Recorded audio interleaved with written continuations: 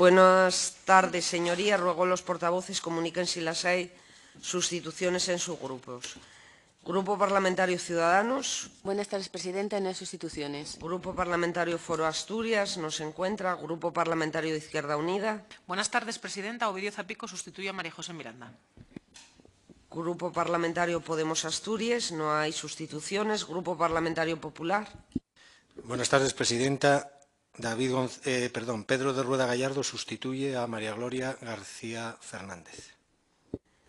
Y Grupo Parlamentario Socialista. Buenas tardes, presidenta. No hay sustituciones. Muchas gracias, señores y señoras portavoces. De acuerdo con el calendario aprobado y señalado por la Comisión, ha sido citado para las 16 horas don Julio Bruno Bárcena en su condición de exdirector gerente del ERA en la legislatura séptima. Llámese al compareciente, por favor.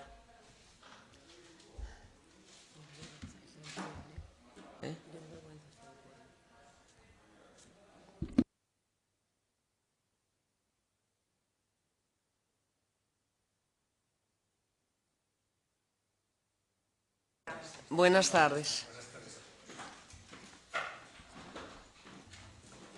Se hace constar que el compareciente está presente y, de conformidad con el artículo 74 del reglamento de la Junta General y con la resolución del presidente de la Cámara 24 de 20 de octubre de 1998 sobre comparecencias ante las comisiones de investigación, se procederá a dar lectura al compareciente de sus derechos y eventuales responsabilidades, salvo que el compareciente renuncie a la lectura. ¿Renuncia a la lectura?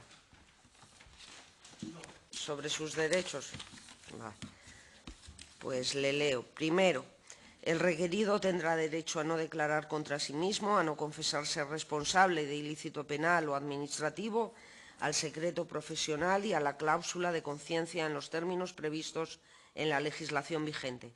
Segundo, si durante la celebración de la comparecencia el compareciente entendiera que se está vulnerando cualquiera de sus derechos constitucionales, solicitará la intervención de la mesa de la Comisión para su garantía, con expresa indicación del derecho que considere vulnerado y de la causa presunta de vulneración, resolviendo la mesa al respecto. Tercero, el que, convocado ante una comisión parlamentaria de investigación, faltare a la verdad en su testimonio, será castigado con la pena de prisión de 6 meses a 1 año o multa de 6 a 12 meses. Cuarto, las conclusiones aprobadas por el Pleno se publicarán en el Boletín Oficial del Parlamento y serán comunicadas al Consejo de Gobierno sin perjuicio de que, en su caso, la Mesa de la Cámara las traslade al Ministerio Fiscal para el ejercicio de acciones cuando proceda. Quinto, de las incomparecencias o presuntos falsos testimonios que pudieran ponerse de manifiesto en el dictamen de la Comisión de Investigación, la Mesa de la Cámara, a través de su presidencia, dará traslado al Ministerio Fiscal para el ejercicio de acciones cuando proceda.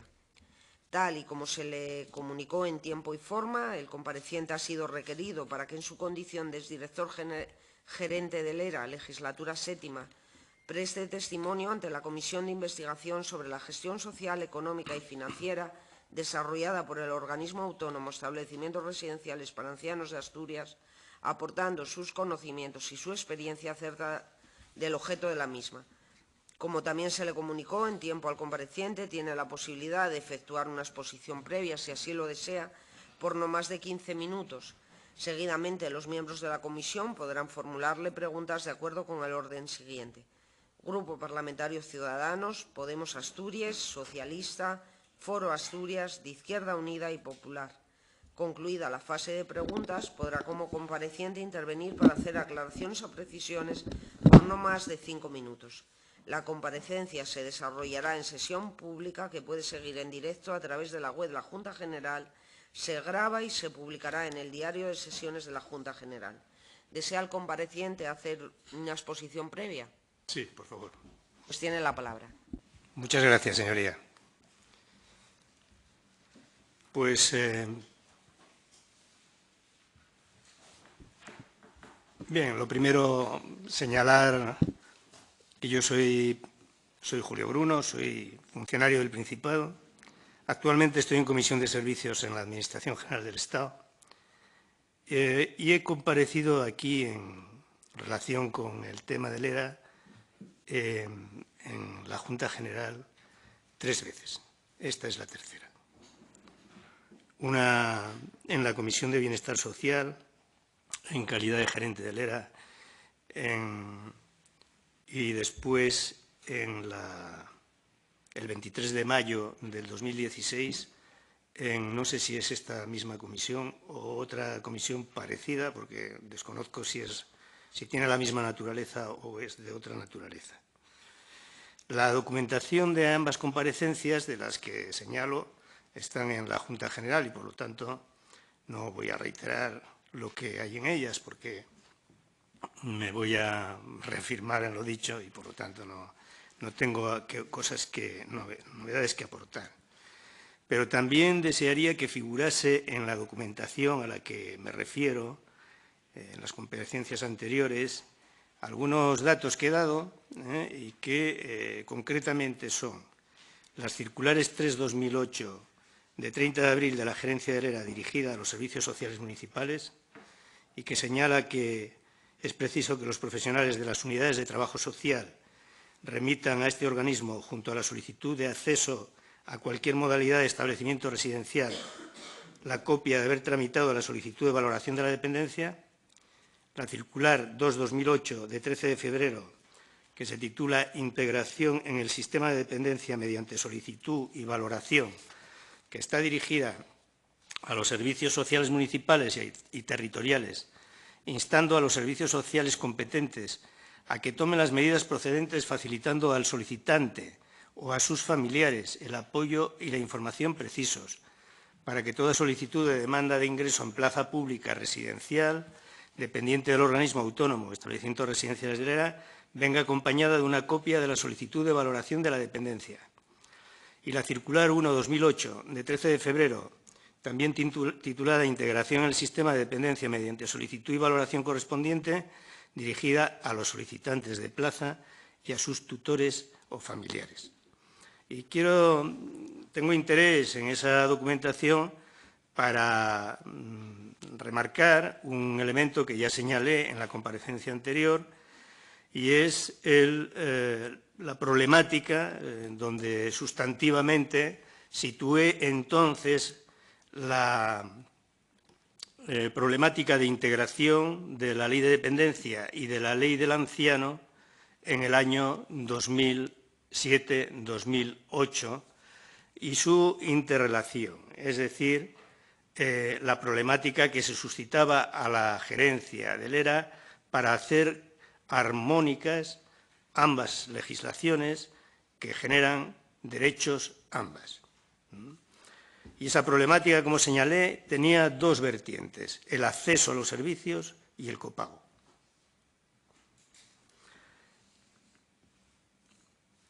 Como consecuencia de la misma, también he trasladado aquí, y ayer mismo he visto que también se ha vuelto a trasladar, la resolución de la gerencia de 19 de marzo del 2008, por la que se acuerda la adaptación provisional del régimen de facturación por estancia en establecimiento residencial del sistema de atención a la dependencia, y que sustantivamente señala que, entendiendo que el actual régimen de abono por estancia residencial pública, basado en el abono total del precio público vigente, no reflejaría los principios señalados en la Ley 39/2006, que determina la participación económica de la persona reconocida en situación de dependencia en la financiación del sistema según el tipo de coste del servicio y su capacidad económica.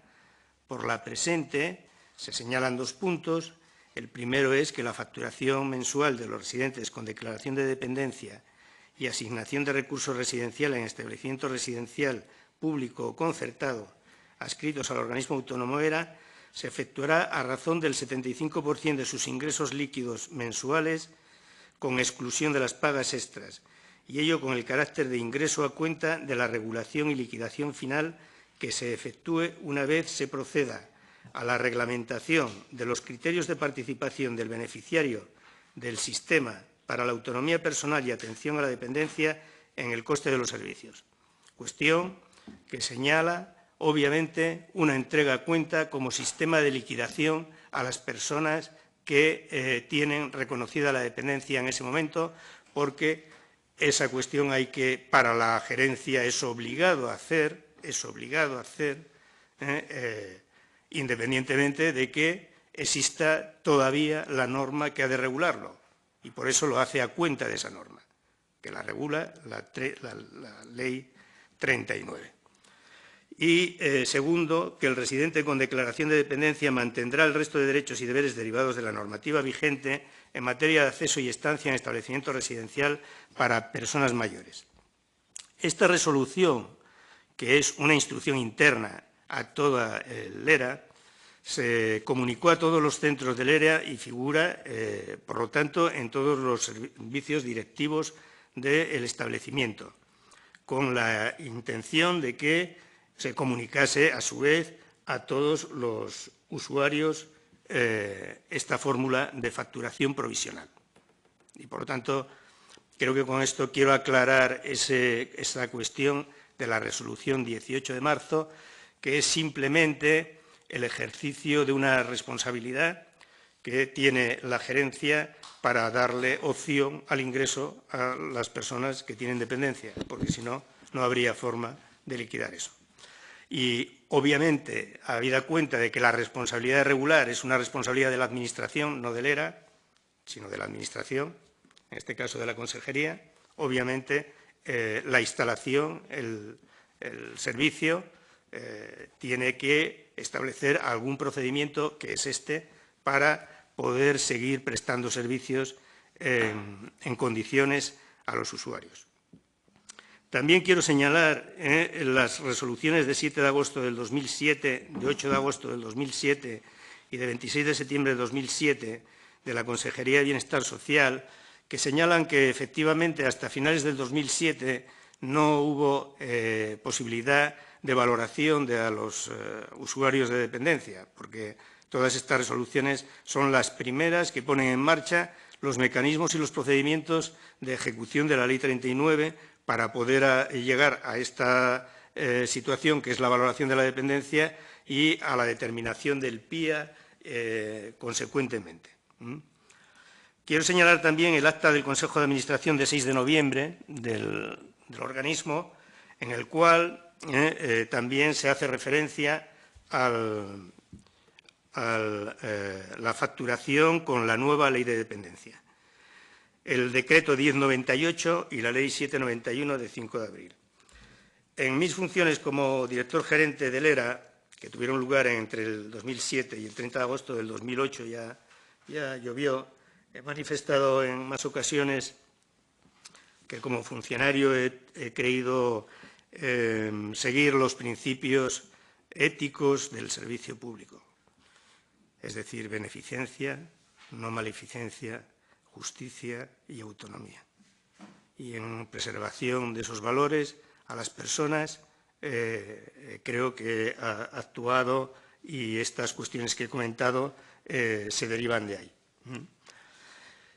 También he tenido la fortuna de asistir al nacimiento de la Ley del Anciano, y desde aquellos momentos incipientes he visto su recorrido, ¿no? Me siento muy orgulloso, ya lo dije aquí, de una ley que sobre todo configuró unos servicios que dotaron al Principado de las posibilidades de hacer posible el paradigma de a cada uno según su necesidad y de cada uno según su capacidad. Y esto creo que en un momento en el que ningún otro territorio del Estado construyera una red de servicios públicos de la magnitud que hoy supone el ERA y que alcanza a las 5.100, no sé exactamente, pero creo que 140 o 160 plazas, o 5.000 y pico, ¿no? Creo que eso hace del ERA una institución singular que ha sido articulada a partir de una arquitectura legal que ha sobrevivido 28 años. 28 años. No es poco, porque en esos 28 años hemos tenido la posibilidad, los asturianos, y sobre todo los asturianos dependientes, de tener unos servicios de calidad Y hay que recordar que los hechos que produjeron el nacimiento de esta ley, ¿no?, para retrotraerse a esto, ¿no?, aquellas publicaciones del Alto de la Madera y de los dependientes alojados en condiciones de maltrato, que fueron sujeto de reportajes de interview y que nos avergonzaron en todo el Estado, ¿no? Hoy creo que esa situación ha sido muy dignamente superada y además quiero hacer reconocimiento expreso a las personas que entonces impulsaron esa norma y particularmente a Juan Luis Rodríguez Vigil, que es el padre de la Ley 791 y del desarrollo del organismo Establecimientos Residenciales para Ancianos. Por tanto, poner en valor el ERA es esa situación de identificarnos con un recurso que, a mi juicio, debemos de preservar, y ya lo he dicho también en otra ocasión, con la mayor firmeza. En el momento en que yo estuve en el organismo había 1.120 trabajadores, había más de 32 residencias concertadas y 27 propias, ya era un gran organismo público y, como he dicho, daba un servicio encomiable y que en muchos lugares del Estado, como he visto también que otros comparecientes lo han dicho en esta comisión, pues no es comparable porque no tienen un organismo de este tipo. Y nada más. Quedo a su disposición para las preguntas que puedan hacerme y que no les haya aclarado hasta ahora. Pues muchísimas gracias y se abre el turno de preguntas. Es el turno del Grupo Parlamentario Ciudadanos. Gracias, presidenta. Buenas tardes, señor Bruno.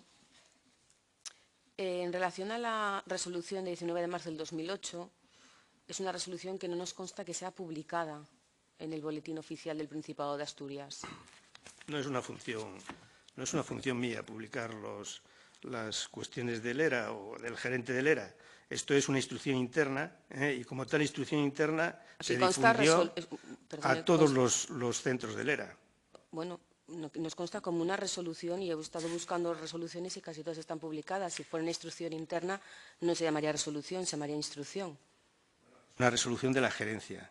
Yo entiendo que esto afectaba a los usuarios y debería de ser publicado para darlo a conocer, porque se estaba hablando de la liquidación que había que practicar. La instrucción contenía la instrucción de que se diese a conocer a todos los usuarios de las residencias o solicitantes de plaza. Bueno, a nuestro juicio, mal se iba a poder conocer si no se publicaba como otras resoluciones, que no le digo que sea facultad suya el tener que publicarla en el BOPA, perdón. Insisto en una cuestión, esa facultad correspondía a la Consejería de Servicios Sociales y a su Secretaría Técnica, no a la gerencia del ERA, y por supuesto que eran conocedores de ella. ¿Y usted cree que fue esta resolución, a partir de esta resolución, la que puede haber dado lugar a ese problema de las liquidaciones que hubo? Bueno, usted cuando entró, en el año 2006, fue cuando salió la Ley de la Dependencia, cuando se publicó la Ley de la Dependencia, se puso en vigor. Disculpe, yo entré en el año 2007, en julio, no en el año 2006. Efectivamente, no, la Ley de la Dependencia, digo, que es del año 2006. Y la dependencia es del 2006, pero entró en vigor en el 2007. Efectivamente, eso estaba comentando. Y que, bueno, hubo un periodo en el que efectivamente no se sabía que había que liquidar, porque no estaba aplicado. Sin embargo, había un contrato de hospedaje que nos aplicaba a los dependientes y se dicta esta resolución provisional para poder practicarles esa liquidación. Por si no nos lo puede aclarar. He tratado de aclarar en la comparecencia. Hay una situación en la cual usted ingresa a unas personas que vienen por una vía de la ley de la dependencia, que no es la ley del anciano, y por lo tanto no hay una norma para liquidar, hay que establecer una norma. Entonces, la gerencia del ERA solicita un informe jurídico para ver cómo se resuelve este tema. Y del informe jurídico, que lo tengo aquí, se lo voy a proporcionar, se desprende que la mejor modo de plantear este tema es resolviendo una facturación a cuenta de la resolución que tiene que producirse de la Ley 39, de la no resolución, decreto, porque tiene que ser una norma de carácter general. Efectivamente. Entonces, como ese decreto no se ha producido, a pesar de que la ley de la dependencia señala que hay un margen de un año para que se produzca la fórmula de determinación de la capacidad económica y, por lo tanto, el decreto no se ha producido, pero los usuarios tienen que ingresar, porque están ingresando por derecho, porque la Ley 39 dice que los servicios públicos son prioritariamente un derecho de los usuarios en su acceso, y, por lo tanto, como son prioritariamente servicios públicos, y el ERA son servicios públicos, y los usuarios sujetos a esa ley de la dependencia ingresan, pues hay que regular cómo se les factura mensualmente, obviamente.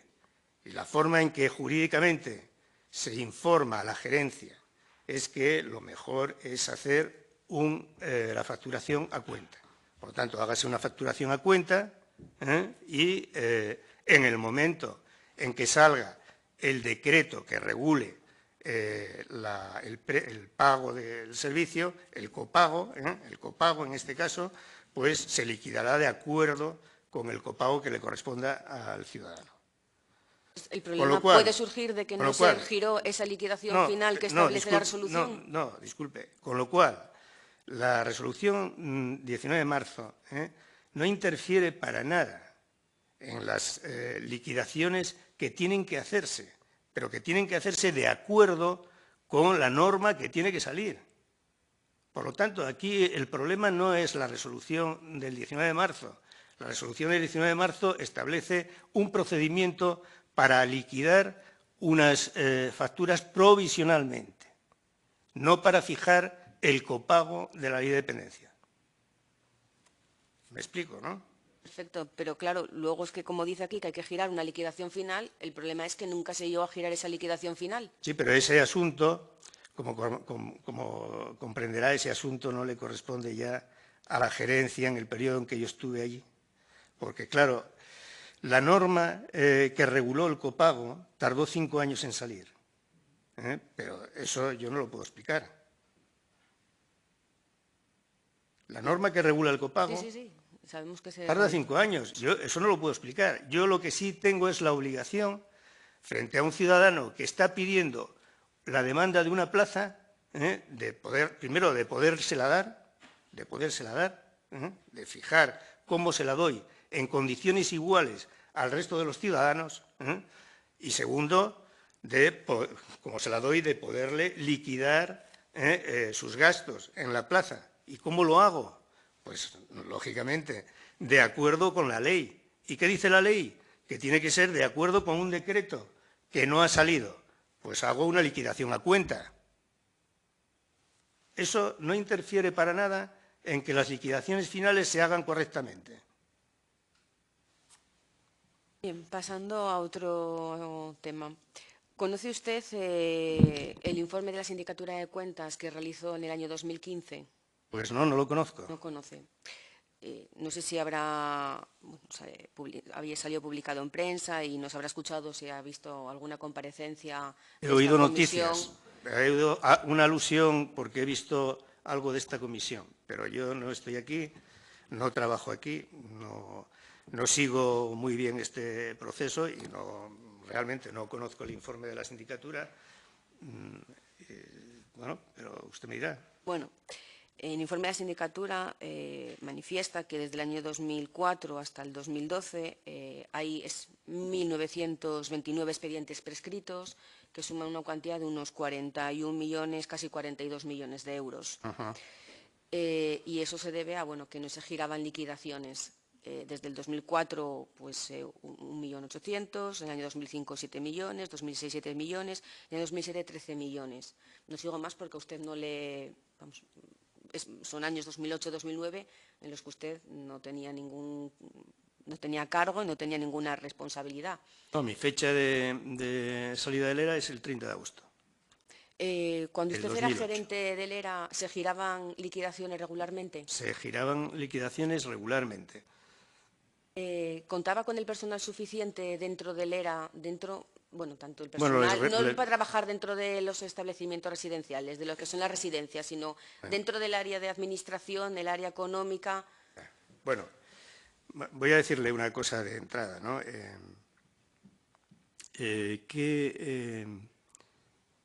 ¿Qué gerente de lo público, ¿no? Puede decir tengo lo suficiente, ¿no? Eso ya sabe usted, que los servicios son elásticos y las necesidades son extensivas. Contaba con el personal que había contado el ERA hasta entonces. Y con ese personal que tenía adscritas unas funciones y era un personal enormemente productivo, muy diligente. Pero bueno, yo sí lo puede usted comparar con otros parámetros, ¿no? Por ejemplo, he oído aquí alguna persona que ha dicho que el personal era escaso, a lo mejor lo puedo compartir. Yo, sobre esa cuestión, para ser objetivo y no dedicarme a opinar, porque claro, a lo opinático, pues para ser objetivo, le remito a las actas del Consejo de Administración donde yo intervine y en relación con mi valoración sobre las necesidades de personal del dispositivo. Si no ponemos en duda que no fueran diligentes ni que no cumplieran con su trabajo, sino que a lo mejor tenían una sobrecarga de trabajo. Y claro, muchas veces si una persona tiene que estar destinada a los ingresos, tiene que estar haciendo las liquidaciones, pues obviamente a veces siempre hay escasez de personal. Ya no vamos a hablar dentro de las residencias, que a lo mejor, bueno, pues a día de hoy esos ratios han quedado pues pequeños, ¿no? Dado a las personas que cuando entraron eran válidas y a día de hoy a lo mejor son grandes dependientes, ¿no? Yeah. Entonces, bueno, quizá hubo aquí gente que dejó, no sé si constaba, cuando usted era gerente, si contaba con una base de datos, si contaba con medios informáticos para poder hacer esas liquidaciones, sino que se hicieran a mano. Medios informáticos los que pudimos poner en pie con los recursos que teníamos, ¿no? Y yo muy orgulloso de que el ERA desarrollase medios informáticos propios, porque realmente no tenía un aparato informático ni un aparato de soporte administrativo como muy grande, ¿no? Al respecto de lo que me pregunta, que es del personal, al menos en la etapa que yo estuve allí, prácticamente, aunque había una jefe de personal, una de las dos áreas de gestión del dispositivo era una jefatura de personal. Aunque había esta jefatura de personal, a efectos casi de la gestión se hacía casi una gestión directa por función pública, prácticamente. O sea, las resoluciones y las disposiciones de modificación de personal, cambios de personal, etcétera, eran completamente fiscalizadas por función pública. En cuanto para girar las liquidaciones, entiendo cuando un usuario iba a entrar en una residencia, tenía que poner a disposición del ERA pues, todos los bienes, la pensión que cobrase en ese momento y todos los bienes que tenía. Es así, ¿no? Sí. ¿Y se hacía un seguimiento de los bienes de esa persona a la hora del fallecimiento, por ejemplo? Sí. Sí, para hacer la liquidación. Sí, se hacía un seguimiento para hacer la liquidación, efectivamente, de los movimientos de cuenta de los usuarios. Otra cuestión. En cuanto a un inventario de bienes del ERA, ¿consta un inventario de bienes del ERA de personas que hayan querido donar bienes al ERA?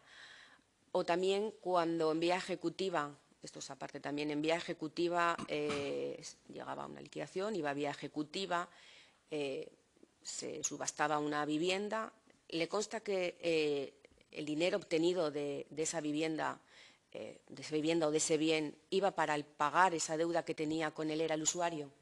No me hace una pregunta que no sé responder. No entraba dentro de sus... Porque no entraba en mis...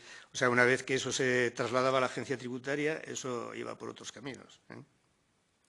No sabían si si entraba en la cuenta del ERA para sufragar... No, en vía ejecutiva el ERA no actuaba. En vía ejecutiva No, actúan los servicios tributarios. Exactamente. Pero luego el dinero que se obtiene, bien de la subasta o de la venta del bien, eso tendría que volver al ERA porque sería para el pago de una deuda. No me consta. No le consta.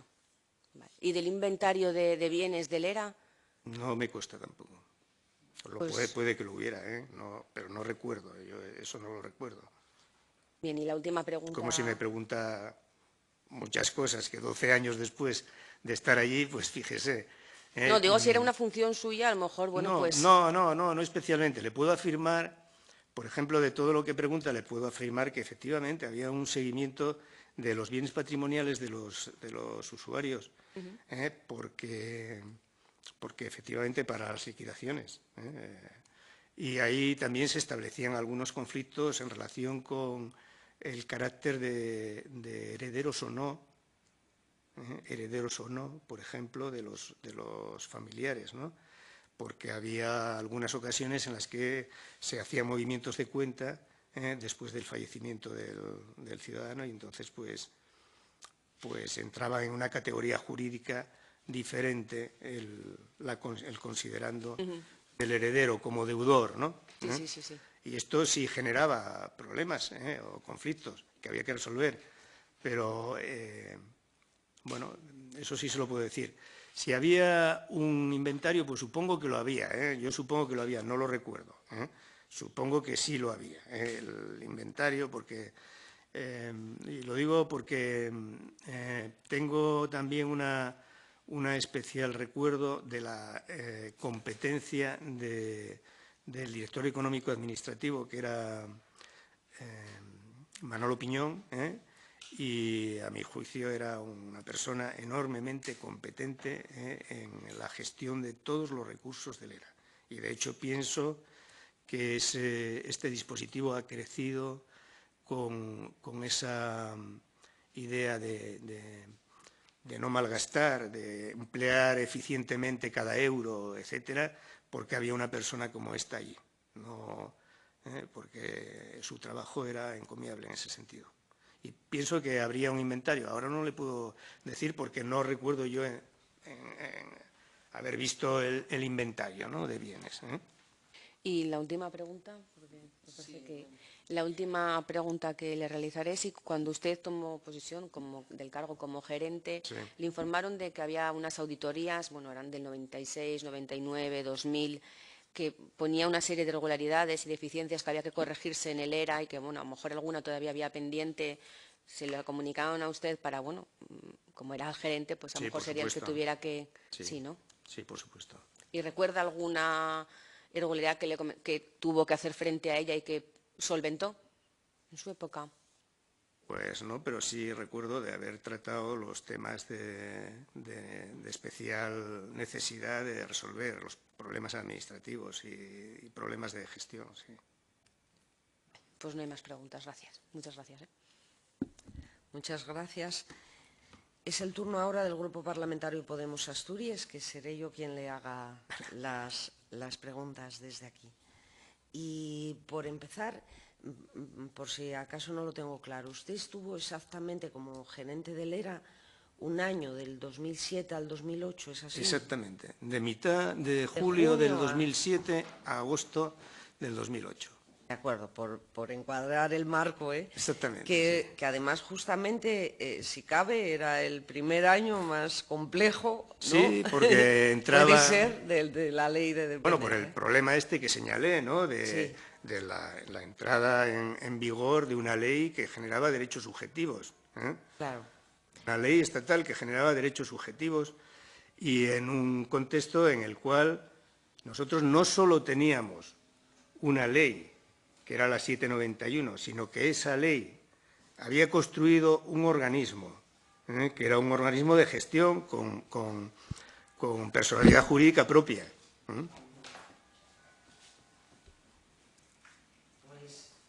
por ver si esclarecemos un poco, porque ya sabe, han habido tantas etapas y quizá además en la suya, que no fue toda, pero sí en ese primer año de lo más complejo, por ver si nos puede ayudar un poco a la comisión a ver la situación, sobre todo con lo que tenía que ver con aquellas personas que a raíz de que entraba en vigor la ley de dependencia, pues tenían, como bien dice, un derecho, ¿no? Lo que ocurría era que no teníamos las herramientas, digamos, también normativas por parte de la comunidad autónoma para hacérselo efectivo de una manera, ¿no?, en las plazas residenciales de una manera inmediata. Quiero decir, cuando usted llega, tenemos la ley de dependencia, pero todavía las personas no están valoradas, todas. Empezaban las valoraciones, ¿no? Se empezaban a articular normativas a nivel de resoluciones o... Yo le digo que las valoraciones hasta agosto del 2000 o septiembre del 2007, o sea, 3 o 4 meses después de entrar yo, no están las resoluciones de las valoraciones de dependencia. Es decir, porque además el sistema de valoración se regula en una instrucción de la consejera, una resolución de la consejera que aprueba el 8 de agosto, aprueba el modelo normalizado de dictamen propuesta sobre el grado y nivel de dependencia de la persona. O sea, el 8 de agosto del 2007. Y el 7 de agosto se determinan los componentes de los órganos de valoración. O sea que le estoy poniendo un poco en cómo discurría aquello. Cuando yo entro en el ERA de gerente, está una ley que está en pleno vigor, que es la Ley 39, que ha entrado en vigor el 1 de enero del 2007, pero no hay instrumentos todavía que den lugar a resoluciones de valoración ni a PIAs. Esas resoluciones de valoración y PIAs se van a producir a finales del año 2007, principios del 2008. Si mal no recuerdo. No puedo precisaros ahora o precisar a las señorías ahora la fecha tal, pero el discurso, el discurrir de la normativa es esta. Por lo tanto, el ERA en ese momento está preparándose para una situación que ha de venir y que ya viene preparándose de atrás, porque en la legislatura anterior ya se hace una preparación, y la preparación que se hace en la legislatura anterior, a mi juicio, es la preparación simplemente de promover inversiones, de preparar inversiones. Hay una gran cuantía de inversiones preparadas para acoger nuevos centros, pero no hay un componente de desarrollo regulatorio de la ley. ¿Me explico? Por tanto, eso viene de atrás y el ERA está preparándose, desarrollando en sus servicios qué tiene que hacer con instrucciones concretas a los servicios, con establecimiento de procedimientos de trabajo interno en los servicios, con cuestiones como el tema de los derechos y las garantías de los usuarios, que se dedicó en ese periodo mucho tiempo, en fin, toda una serie de preparación interna, pero no es hasta finales del 2007 o primeros del 2008 que empieza a haber las primeras tal. Y de hecho, esto no me quiero equivocar, ¿no? Pero creo que es sobre finales de ese año que empiezan a conocerse los primeros datos del sistema de atención a la dependencia, los primeros datos estatales del sistema de atención a la dependencia. Entonces, ahí, efectivamente, eso genera en la autoridad competente, que es la Consejería de Servicios Sociales, la urgencia por abrir el campo a las valoraciones de dependencia que tiene pendientes. Es decir, por abrir el campo a los usuarios que están pendientes de valoración. Sí, pero si me permite, porque se entienda de un modo un poquito más simple, quiero decir, sin entrar a el itinerario, le quiero decir, entra en el 2007 la ley. A partir de ahí hay determinados residentes en las residencias del ERA en una situación de dependencia, en principio, que se puede, aunque no están valorados, porque, como bien me dice, las valoraciones llegarían como a finales de año, ¿no? Quiero decir, faltaba el instrumento de valorarlos, porque hay dos momentos importantes para que tuvieran pleno derecho, por así decir, del ejercicio del derecho que ya les da la ley desde principios del 2007.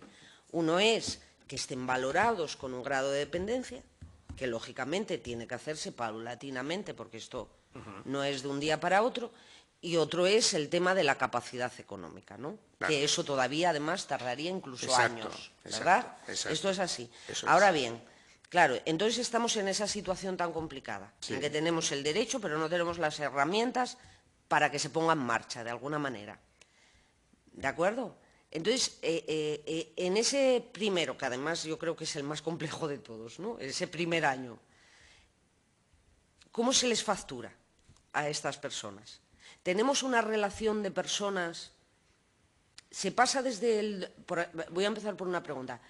Bueno, si lo recuerda, quiero decirle que entiendo también que han pasado... No, le voy a explicar claramente. Hasta la resolución de 19 de marzo se factura de acuerdo con el decreto 1098. El decreto 1098 es el decreto de la ley 791. Perdóneme, ¿hasta qué fecha? Hasta la resolución de marzo se factura de acuerdo con la norma 1098, el decreto 1098. De acuerdo. Le voy a explicar también otra pregunta que me hace. Sí. Tiene que tener en cuenta que en el momento en que se empiezan a hacer las valoraciones de dependencia, como el ERA está regulado por un sistema de acceso específico, y la ley de dependencia viene sin una regulación de acceso específico para el ERA, ¿no? Entonces, en el momento en que entra en funcionamiento las resoluciones de dependencia, se hacen las valoraciones de dependencia de todos los usuarios que están en el ERA, de todos los que están ingresados. Entonces, esos usuarios que están ingresados, los que tienen dependencia, constan en la ley de dependencia y pasan a formar parte del sistema de atención a la dependencia. Por lo tanto, ya esos usuarios ya van a estar en la misma condición que otro que entra con una valoración de la dependencia. ¿Me explico? Eso es lo que preguntaba usted. Entonces, la norma del 19 de marzo dice, muy bien, estos son dependientes, como son todos dependientes, cuando haga usted el decreto en el que diga cómo tienen que pagar, liquide usted de acuerdo con esto, con el decreto que haga. Sí, le entiendo. Entonces, siguiendo en ese... Entonces, lógicamente, se pasan a tomar como dependientes a los que ya están. Sí. Y que cumplen... A valorar. A valorar como dependientes, de acuerdo. Bueno, voy a decírselo de otra manera. Porque ya se emitían al Estado la declaración de personas que en esta comunidad autónoma... Había un dictamen de dependencia de la consejera de Bienestar Social dictamina el grado de dependencia, una vez que se hace la valoración dictamina el grado y a partir de ahí los servicios territoriales o los que les corresponda, las comisiones de valoración que establecen en esta resolución, les hacen la oferta del plan individual de atención, del PIA. Sí. En la oferta del PIA al usuario se le ofrece a elegir entre una prestación económica o una prestación de servicio. El que elige una prestación de servicio y es una residencia, pues entra, oiga, las que tenemos, miren, las del ERA. ¿Cuál quiere usted? ¿Cuál quiere? Esta. Entra en el mismo proceso que la del 791, porque en ese momento, por otra vía, entra en elegir la residencia que él desea. De acuerdo. Y entonces, no sé si coincidió en su periodo, le pregunto. Entonces, llega un momento en que los usuarios que tenemos con dependencia valorados en el ERA, se habla de que se les ofrece el acogerse, digamos, a esa provisional contratación por dependencia, sí, o mantenerse en hospedaje. ¿Eso se hizo en su periodo o se hizo posteriormente? No, eso se hizo posteriormente. Posteriormente, se hizo de en mi acuerdo. periodo. O sea, hasta que usted finalizó. No, eso se hace, creo entender, Sí. Pero yo aquí ya no me quiero sí, no, tampoco si preguntamos Quiero entender que eso se hace cuando sale el decreto 144. Cuando sale el 144, cuando se les da a elegir. Creo que sí. Creo que además el decreto 144 creo que habla de esto. De acuerdo, entonces la facturación en su periodo y con estas connotaciones de falta de capacidad económica y todo esto, digamos que la facturación es, como dice, o a través de la resolución que... La facturación es a cuenta... ¿A cuenta? O sea, la liquidación es a cuenta del decreto que tiene que regular el copago. Ese decreto que tiene que regular el copago lo tiene que desarrollar la autoridad de servicios de la comunidad autónoma, no la gerencia del ERA, que no tiene competencia. Claro, pero tratándose de un tema como era entrar a la regulación, no dejaban de ser, de los precios de un servicio público, de alguna manera, usted, quiero decir, en nombre de esa resolución, pues intervenía, ¿no?, en una forma de hacer, no en el montante, pero sí en una forma de gestión del precio. La gerencia, hombre, intervenía con eso en facilitar el acceso, pero no en otras cosas. Y en cuanto al tema que se refiere al precio, sí voy a hacerle dos cuestiones que hay que tener en cuenta, ¿no? La primera es que la mayoría de los usuarios del ERA, cuando yo estaba allí, y así fue informado también aquí en la Junta General, no tenían capacidad económica para pagar de su renta lo que disponía el decreto 1098 de la Ley 7, ¿no? De hecho, en los informes que yo leí aquí en la Junta General y también en el Consejo de Administración se planteaba que solamente el 1,5% de los usuarios ingresados tenían una renta para pagar el coste del servicio. El 1,5%. Entonces, eso es una cuestión a tener en cuenta porque es importante, ¿no? Y la otra consideración es en relación a un hecho que antes pasé por encima, pero que hay que tener en cuenta para el acceso a las plazas que está usted gestionando, ¿no? Que es, nosotros teníamos 1.100 usuarios en lista de espera en mayo del 2008. 1.100 usuarios en lista de espera. Y 1.100 usuarios en lista de espera con un derecho de acceso. Y, por lo tanto, esto es una dificultad, porque si usted tiene un derecho de acceso que está regulado por la Ley 7 y tiene 1.100 en esta situación, pero los que van a venir por la Ley de Dependencia, ¿por dónde entran? ¿Por qué puerta entran? Por lo tanto, había que abrir la puerta. Entre otras cosas, porque la entonces consejera, y bueno, la norma, no hacía falta que fuese la consejera, pero la consejera lo exigía permanentemente, pero la norma, la Ley 39, exigía que la prioridad de acceso fuese para los dependientes valorados por la Ley 39. No sé si me explico.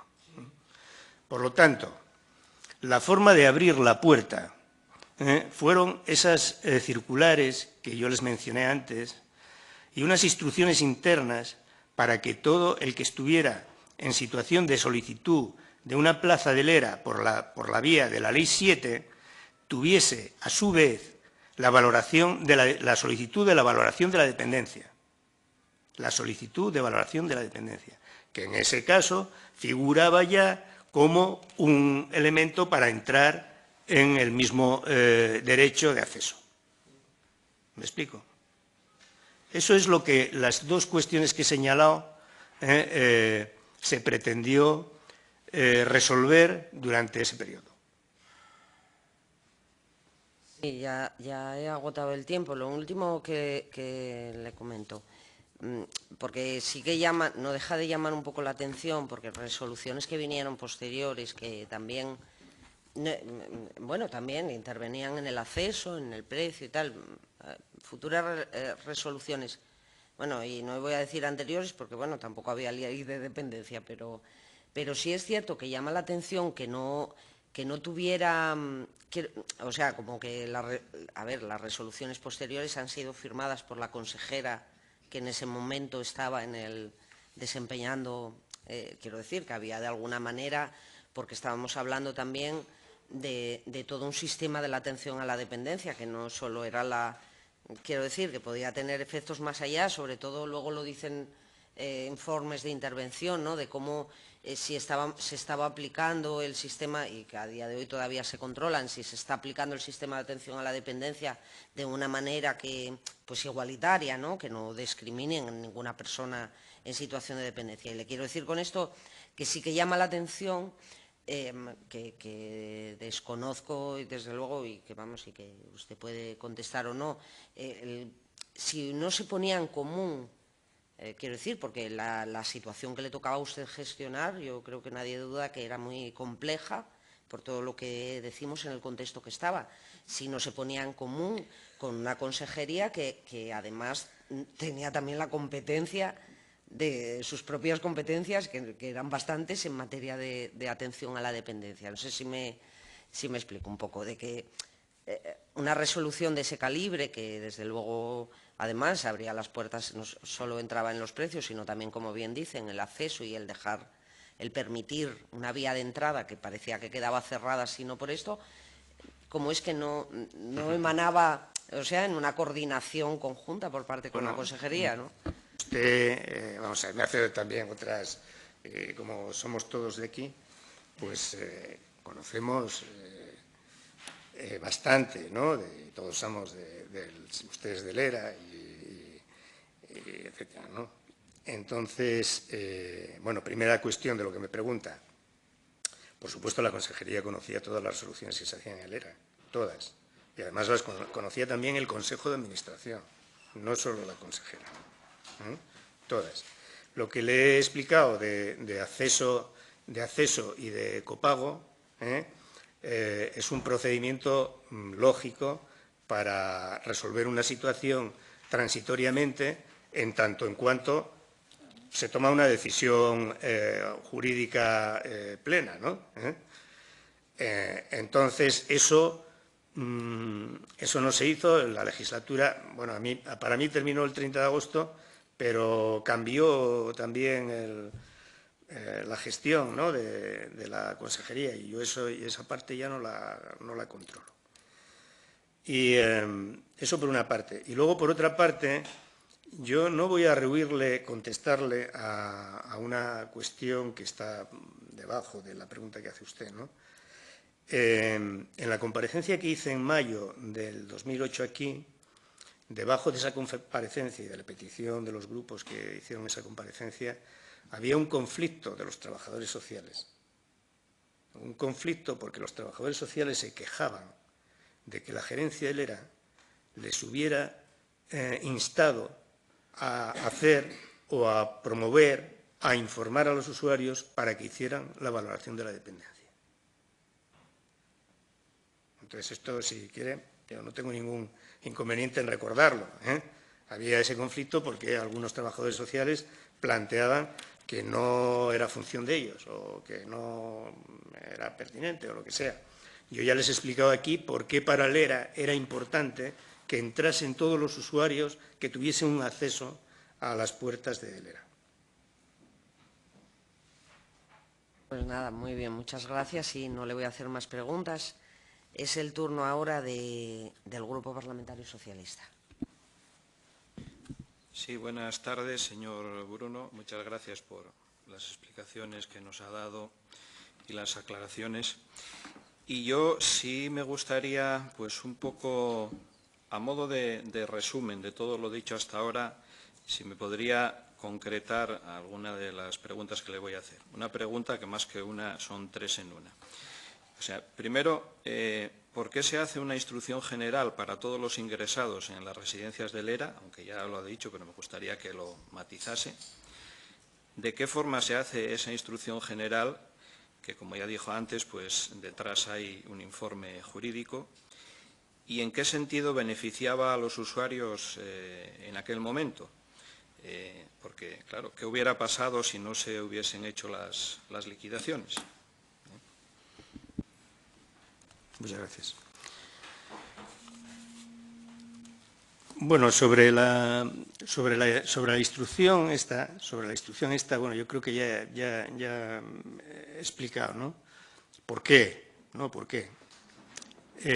Porque, lógicamente, si no, no hay herramientas para resolver un problema de liquidación, liquidación, aunque sea mensual, ¿no? Liquidación paulatina de los usuarios que están en las propias residencias o que acceden a ellas. Y, por lo tanto, hay que hacer algo y la gerencia tiene entre sus competencias el dar instrucciones para ordenar el funcionamiento de los servicios. Por lo tanto, ese tema tiene que resolverlo, ¿eh? No puede mirar para Cataluña, ¿eh? Y decir, oiga, usted entra aquí, pero usted, no sé, voy a esperar a... ¿No? Tiene que resolverlo, ¿eh? Por lo tanto, hay que hacer una disposición, una instrucción que oriente a los servicios sobre cómo van a hacer la facturación y la liquidación de esos usuarios. Eso, obviamente, ¿no? Por lo tanto, responde a una obligación. Se hace, bueno, esto se informa en el Consejo de Administración, se informa en la Consejería, pero se hace con la petición de un informe jurídico. Un informe jurídico que, bueno, yo el texto del informe jurídico lo tengo aquí y no tengo inconveniente en facilitároslo. Pues lo he sacado.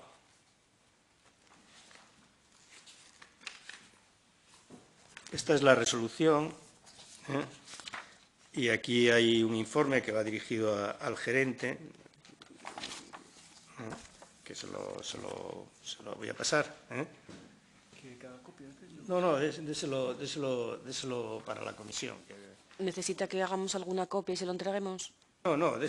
quédense con él. Yo no tengo el documento y tal. Por lo tanto, se hace así, ¿no? Se pide un informe jurídico a los servicios jurídicos y se plantea, oiga, ahí está esta cuestión, viene la ley de dependencia, tenemos la ley del anciano, ¿cómo resolvemos esta situación desigual, ¿no?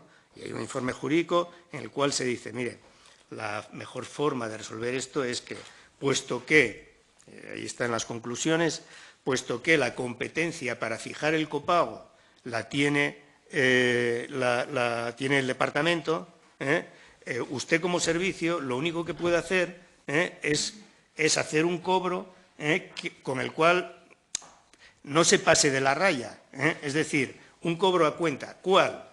¿Cuál? Entonces se plantea el servicio jurídico, ¿cuál cobro hago a cuenta? Dicen, pues mire, haga usted el cobro que hace regularmente a los usuarios de la norma anterior, de la 1098, que a fin de cuentas le está usted facturando el 75% de su renta, y salvo al 1% que son los que pueden pagar el total, ¿no? Entonces haga usted esto, y eso es lo que hace la gerencia. Dice, a cuenta hago esto, le aplico el mismo baremo con carácter a cuenta que le estoy aplicando a la mayoría de los residentes. Eso es lo que hace. Y, claro, no haber... Hombre, hacer esto es, por supuesto, resolver un problema de dar servicio a unos usuarios que son los de la dependencia. El no hacerlo, pues yo no me puedo poner en qué situación la que generaría de dificultad para los usuarios, sin duda, pero para el gerente que no hubiera cumplido con sus funciones. Obviamente, ¿no? Para el usuario, pues que no tendría forma de que se gestionase, ¿no? Entonces, para el gerente que no cumpliría con sus funciones. Que están reguladas. Muchas gracias. Y una última pregunta. Aunque entre dentro de la opinión o de lo opinable, ¿por qué cree que posteriormente, ya hablando de su responsabilidad o de su cargo, posteriormente, ¿por qué cree que se tardó tanto en realizar por qué no se dio más prisa con el tema del copago? ¿Cree que es el que pudo? Pues mire usted, yo contestarle a eso, claro, mire, yo me inhibiría totalmente de contestarle a eso, ¿no? Me inhibiría totalmente. Solo que he visto ayer la comparecencia aquí de otros comparecientes, ¿no? Y entonces le voy a decir una cosa, para mí es incomprensible. Es incomprensible que no se haya regulado el copago en esta comunidad autónoma en 5 años. Es incomprensible, porque no era una cosa que tuviese una dificultad especial, porque además el Estado ya había sacado una normativa a nivel del organismo territorial para determinar la capacidad económica y demás. Por lo tanto, solo le puedo decir eso. Es incomprensible. No, para mí es incomprensible. Bien, pues muchas gracias. No haremos más preguntas. Gracias, portavoz. Es el turno del Grupo Parlamentario Fuera Asturias que no se encuentra y tiene la palabra el Grupo Parlamentario de Izquierda Unida. Presidente, buenas tardes, señor Bruno. Gracias por sus explicaciones. Parte de las preguntas que yo le iba a hacer, sobre todo una aclaración de la ya famosa resolución, sobre todo porque ha sido protagonista en esta comisión. Ya se las han hecho, ¿no? Ha quedado claro. Yo le iba a preguntar cuál había sido la razón para que se hubiese determinado a través de esta regulación un nuevo sistema de pago a cuenta. Lo ha explicado, hay un informe jurídico que lo avala, ya lo miraremos con calma. Gracias por facilitarnos el documento. Lo que a mí sí me gustaría que me precisase es si efectivamente, y se lo digo de verdad sin ningún interés capcioso ni mucho menos, porque no pude mirarlo con detenimiento y ahora estaba intentando ojear el decreto del 98, ¿esta resolución incorpora en principio algún cambio con respecto a la forma de cobro que había para el decreto 98, para esa forma de cobro o de facturación mensual que se hacía con el porcentaje? Y fíjese lo que le voy a decir. ¿El tema de la exclusión de las pagas extras es una novedad o no lo es? Para saber si más o menos lo que se hacía era equiparar las dos formas de pago. ¿Es así o incorpora alguna novedad? ¿Eso de las pagas extras era efectivamente una novedad? A ver, vamos a ver. Yo, en primer lugar, he tratado de hacerlo ver, ¿no? Pero, mire usted, la resolución de marzo no incorpora ningún sistema de pago nuevo. No incorpora ningún sistema nuevo de pago. La resolución de marzo es una instrucción que facilita el liquidar a cuenta de un pago nuevo que se regulará. no incorpora un nuevo pago, sino que dice el nuevo pago que se regulará, porque es obligatorio regularlo, porque lo dice la ley, dirá cómo tengo que liquidarle a usted, cómo tiene que pagar usted. Pero por el momento... Le hablo desde el desconocimiento. ¿Y no hubiese sido más sencillo haber emitido una resolución? Yo no sé, en este caso, si le competía a usted o a la propia consejería, diciendo, en tanto en cuanto se regule el copago, se seguirá atendiendo al decreto pim pam pum del 98. ¿No hubiese sido más fácil? Pues no hubiese sido más fácil, porque la norma de la Ley 39 y la norma de la Ley 7 son diferentes. Entonces, no hubiese sido más fácil, porque el decreto 1098 afecta a una normativa diferente. Entonces, lo que había que hacer era algo nuevo para esas personas que tenían la valoración de la dependencia, obviamente. Algo nuevo en el sentido de facilitar el procedimiento, del procedimiento, no de un copago que estaba pendiente de regular, que quedaba pendiente de regular. Eso, tal. Y luego, en cuanto al espíritu que tiene esa resolución, es efectivamente dar la mayor equiparación posible en el procedimiento de pago, como dice. Es decir, si le estoy cobrando el 75% al usuario de tal, porque además hay una norma en la cual tiene usted que dejarle en el bolsillo el 25% al menos, ¿no? Bueno, pues si estoy haciendo eso ya con unos usuarios, pues bueno, voy a aplicarlo a los otros, porque a fin de cuentas, lo que le preocupa a la gerencia es no pasarse en el pago a cuenta, puesto que va a venir una norma que va a decir cuánto tiene que pagar el usuario. Y, por lo tanto, no va a exponer al servicio a tener que devolver. En principio, usted comenta que eso, intentan no incorporar ninguna novedad y asimilarlo lo más posible al decreto del 98, eso sí, con el objetivo de luego no tener que devolver dinero, en su caso, cuando se fije el copago.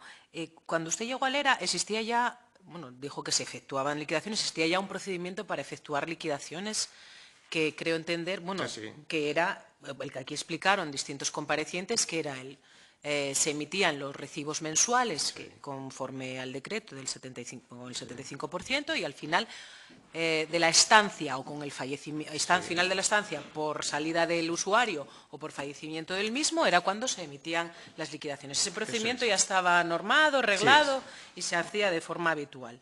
También comentó, al hilo de otras preguntas, bueno, algo que también ha sido un poco reiterado en el resto de los comparecientes, y es que, bueno, efectivamente el ERA creció en cuanto a plazas, había también una presión asistencial, por decirlo de alguna manera, con una lista de espera importante, una nueva normativa que, bueno, que innovaba y bueno, la obligación era intentar facilitar el mayor nivel asistencial posible y, bueno, un poco lo que aquí dijeron otros comparecientes es que el vuelco en cuanto a crecimiento de personal había sido efectivamente más en la parte asistencial casi que en la administrativa, ¿no? Que era como la principal preocupación política que existía y, lógicamente... He oído a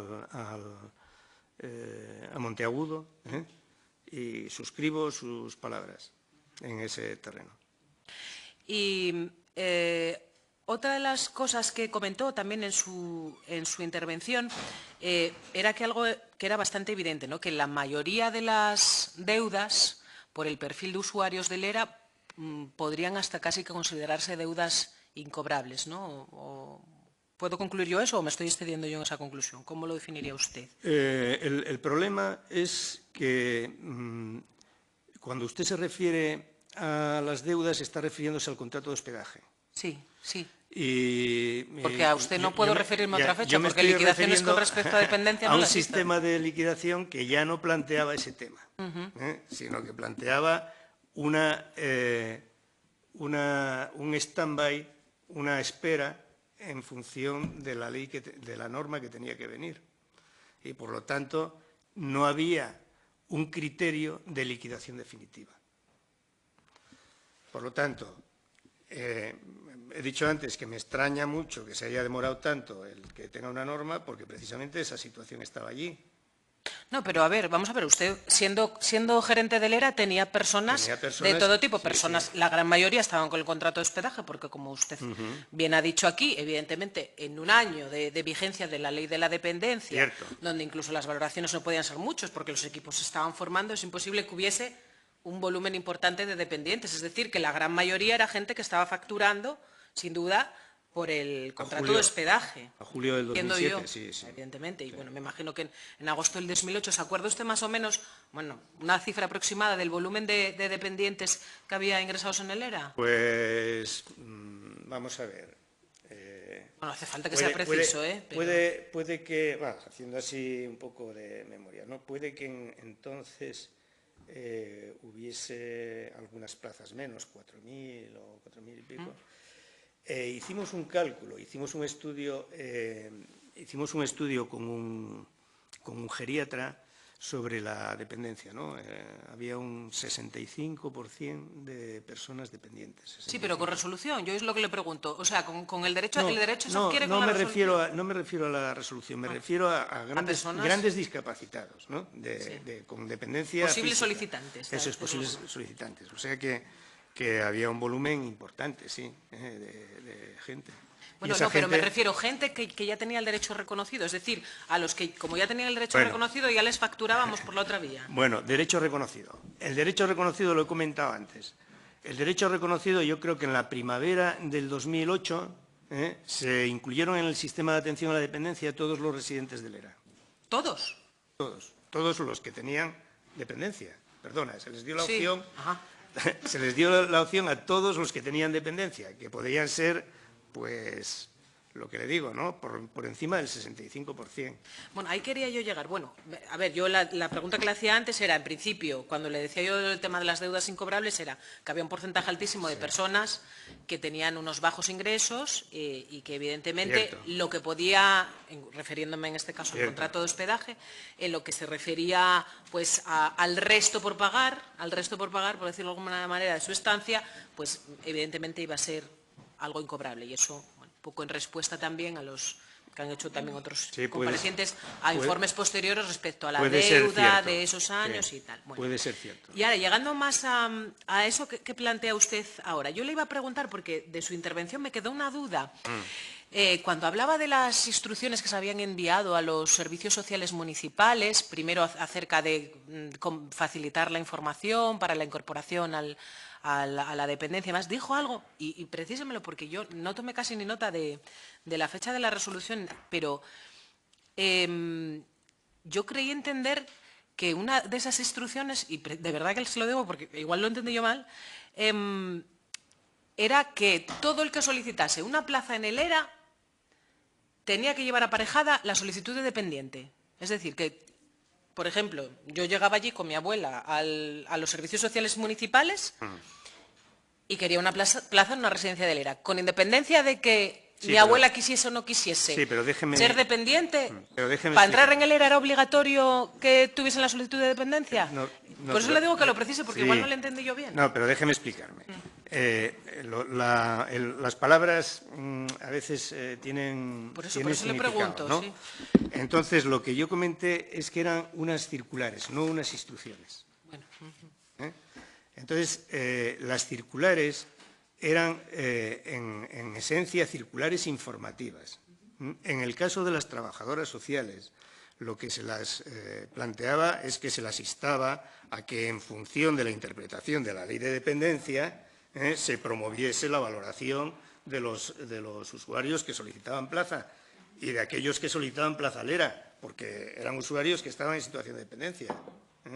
Pero eso no era una instrucción, porque además el organismo no tiene competencias sobre las trabajadoras sociales. El organismo simplemente emitía una circular para decirle a las trabajadoras sociales que facilitasen el acceso de estas personas al ERA, abriendo la valoración de dependencia.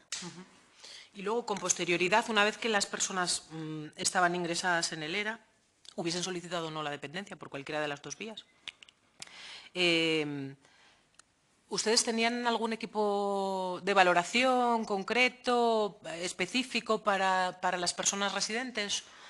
de alguna manera para agilizar esos trámites o a eso a usted no le tocó? Sí, me tocó. El ERA tenía a un geriatra en el organismo de valoración que creó la resolución de la consejera de Servicios Sociales. Y era el que hacía un poco de... O sea, el que colaboraba en esa valoración. Intervenía, ¿no?, como valorador. Vale. Y nada, finalmente, otro de los temas controvertidos es el de la información de los usuarios. A lo largo de su intervención precisó que, bueno, enviaron esas circulares para que esa información se facilitase de la forma más amplia posible a través de los servicios sociales municipales y yo le entendí también a través de los propios centros del ERA, ¿no? Ahí que intervenían las direcciones de los centros. A los centros, a los servicios sociales municipales y sobre todo a los usuarios que están solicitando plaza en el ERA.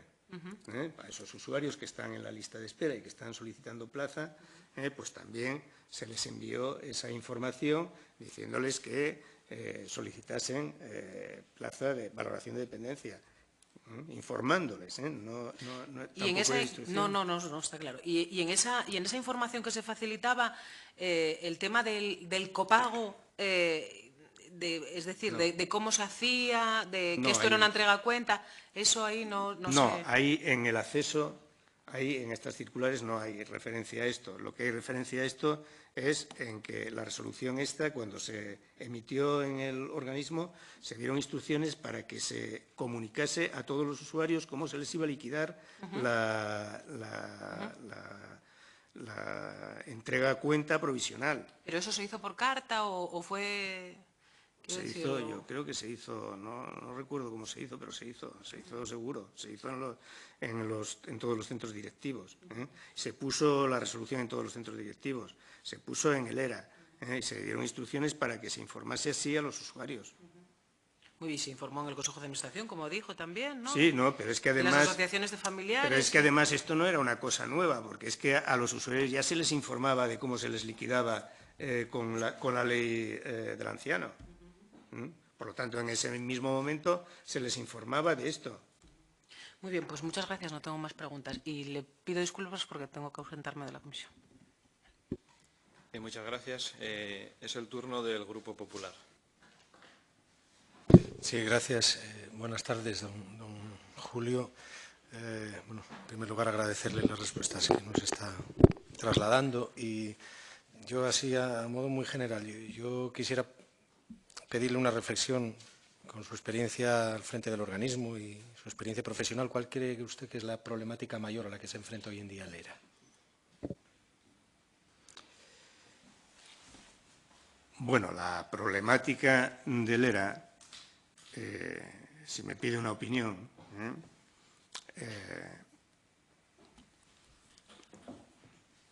es importante, ¿no? El ERA tiene un reto importante por delante, ¿no?, que es el consolidar los servicios públicos que da a la ciudadanía asturiana, que da muchos y de muy buena calidad. Y tiene el reto de consolidarlos y mejorar la calidad de esos servicios. Y para eso es verdad que la Ley 7 puede que necesite algunas reformas, pero hay un sustrato esencial en la Ley 7 que hay que desarrollar, que todavía no se ha desarrollado, que es la que corresponde a la gestión del organismo. Yo creo que hay que fortalecer la gestión del organismo.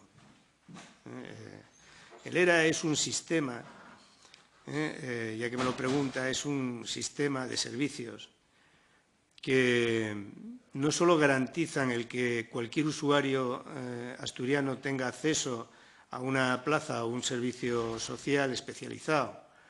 No solo es eso, sino que además influye en el resto del sector de servicios especializados, también en el sector privado, en el cual establece unas cotas de comparación y de mejora de la calidad que hay que seguir.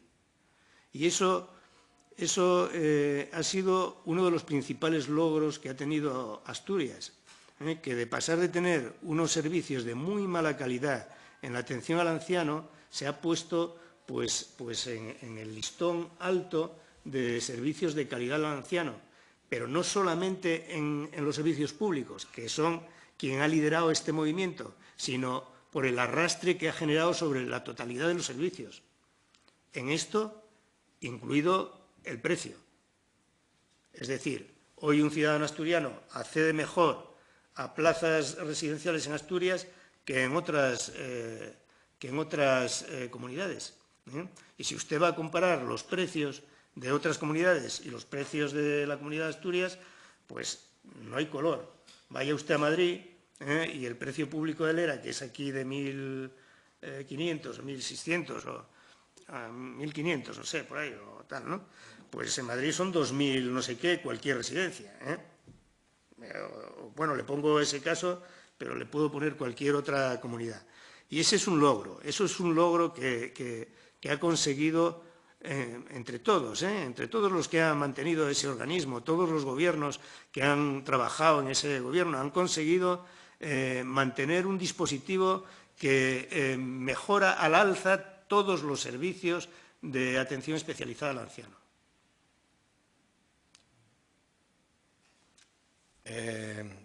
Cambiando de asunto, hacía también el anterior portavoz referencia al tema de la información transmitida a los usuarios y familiares. Yo no sé si usted conocerá unas manifestaciones que en distintas ocasiones ha hecho el Colegio Oficial de Trabajadoras Sociales, que decían que quizás la información transmitida no fuera la correcta, es decir, cuando se decía que con el 75% de la pensión más la dependencia, la deuda era cero. Yo no sé si usted cree que fue suficiente la información transmitida, si fue por la vía correcta, que pudo haber fallado en esa transmisión de la información, ¿no? Bueno, yo lo que tengo muy claro es que la resolución es clara. Y dice claramente que se trata de una entrega a cuenta. La resolución es clara. Y un profesional debe de saber leer las resoluciones con claridad. Entonces, otra cosa, yo que son opináticas, etcétera, no puedo entrar en ellas. No sé si ha sido el Colegio de Trabajadores Sociales o no lo sé. Lo que sí sé es que la resolución es clara y las instrucciones que se dieron de la gerencia sobre la misma fueron en ese sentido, no en ningún otro.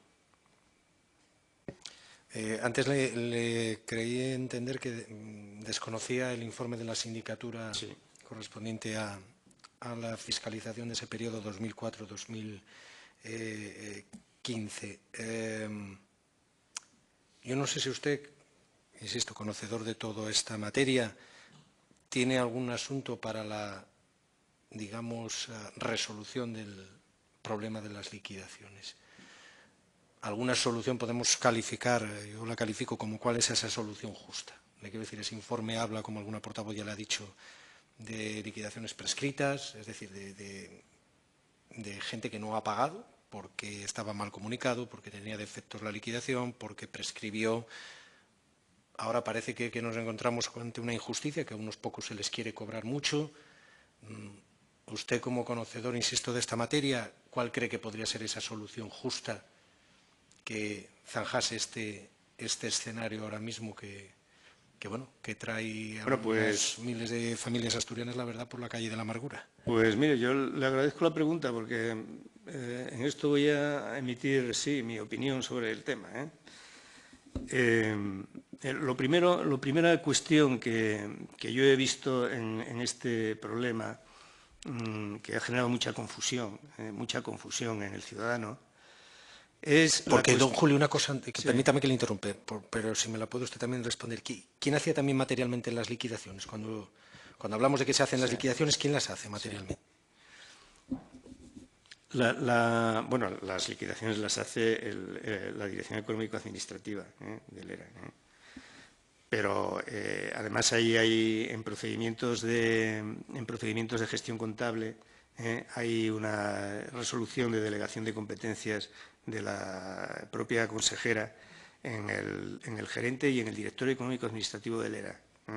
Creo que es una resolución del año 2003. No sé si eso ha cambiado, eso era así. le estaba diciendo la cuestión que me preguntó, ¿no? Y la primera cuestión que a mí me gustaría aclarar, porque es una cuestión que me parece clave para los ciudadanos y clave para todos, ¿no? ¿Es que los servicios sociales son gratuitos? ¿Van a ser gratuitos los servicios sociales? Mire, no, los servicios sociales no son gratuitos. Es que los servicios sociales no son gratuitos. Los servicios sociales, como bien regula, además lo hace bien en la Ley de Dependencia, tienen un componente asistencial que por eso puede aportársele al usuario de forma por el Estado, que es un componente asistencial para aquel que ha perdido la autonomía, pero tiene un componente que es el pago del usuario. Y, por lo tanto, eso tiene que funcionar. O sea, el copago es una necesidad, porque no se sostiene ningún servicio social. Yo no conozco en España y en el entorno europeo que se sostengan gratuitamente. Luego hay que pagarlos y hay que financiarlos. Esa es la primera cuestión. Y luego, ¿cómo se financian? Pues mira, la ley del 91 estableció un procedimiento que permitió tener el organismo. Esa ley del 91 posiblemente hay que ponerla en concordia con la ley del 39, con la ley 39, y puesta en concordia con la ley 39, yo creo que se pueden hacer las liquidaciones. Simplemente es que nos pongamos de acuerdo con que el criterio de copago que establece la resolución pertinente es el adecuado. Nada más que eso.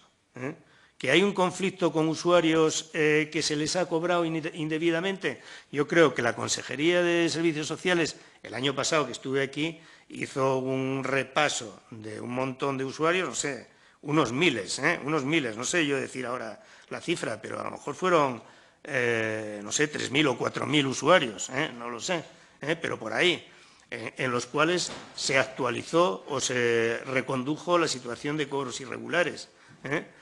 Entonces, ¿es un problema de definir el procedimiento de gestión? No, existe. Entonces, ¿qué es un problema? Es un problema político.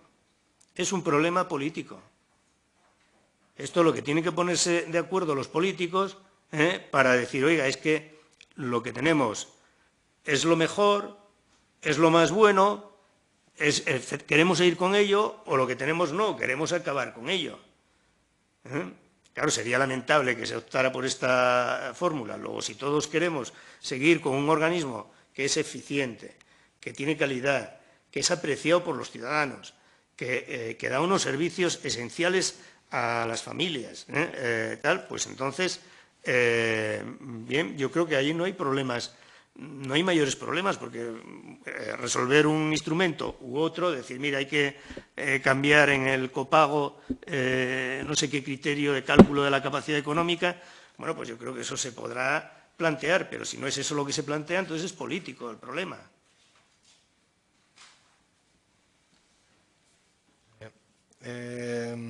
Sobre estos asuntos también en materia económica, yo le quería preguntar si en alguna ocasión se planteó durante su mandato la realización de una auditoría.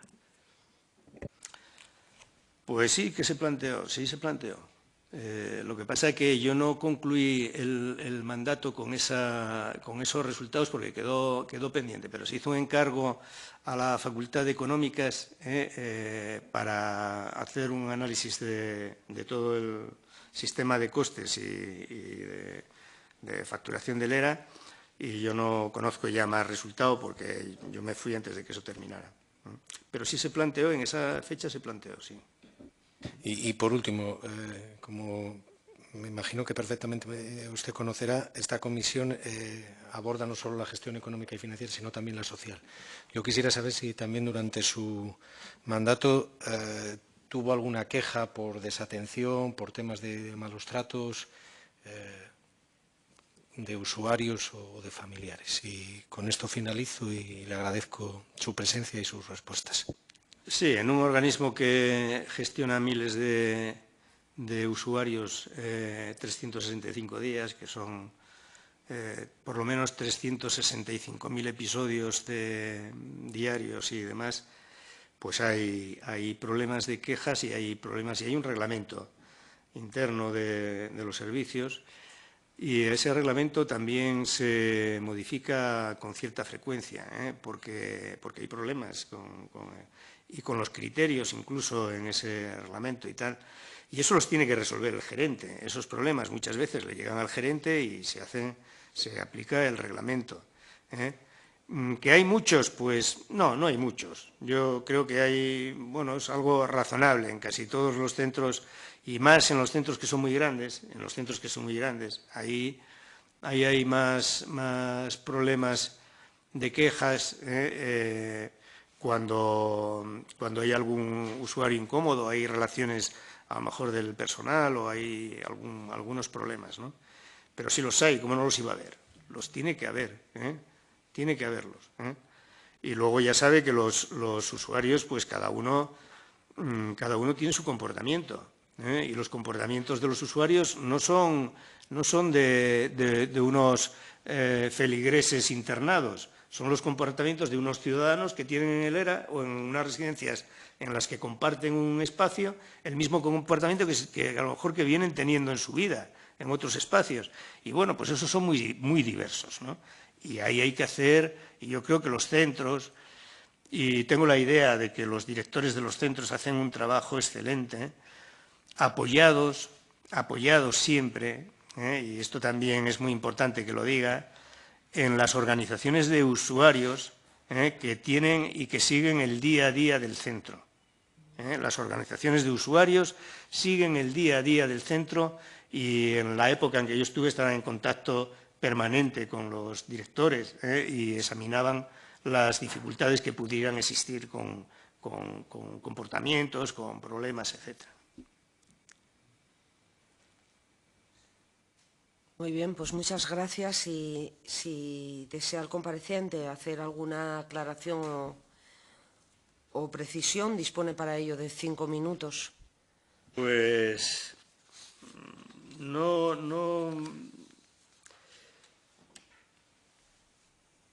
voy a aprovechar mucho tiempo de la comisión, ¿no? Porque además ya me han preguntado ustedes de todo, e incluso me han pedido la opinión y demás, ¿no? Entonces tampoco quiero molestarles más, ¿no? Pero si algo sí quiero aportar es la idea de que tenemos que valorar este organismo, porque creo que es muy importante para la sociedad asturiana, y más importante en un momento y en una situación de desarrollo económico que Asturias tiene compromisos muy serios.